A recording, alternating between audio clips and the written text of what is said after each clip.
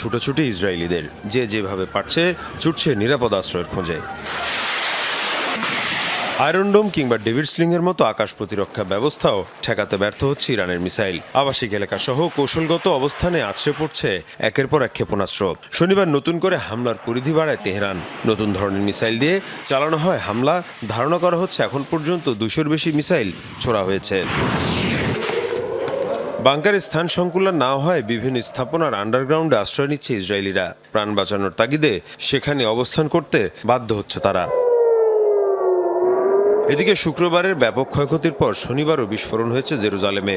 এর পাশাপাশি Tel Aviv এবং হাইফাতেও আঘাত হানে মিসাইল। শুধু ইসরায়েলি নয়, আরব দেশগুলো থাকা মার্কিন ঘাঁটি লক্ষ্য করেও হামলা জোরদার করেছে ইরান। আরব দেশগুলোর মধ্যে সবচেয়ে বড় হামলা হয়েছে ইরাকে। টার্গেট করা হয় একাধিক তেল ক্ষেত্র। বসরায় যুক্তরাষ্ট্রসহ বিভিন্ন বিদেশি তেল কোম্পানির কর্মীদের আবাসিক স্থাপনা লক্ষ্য করে হামলা হয়।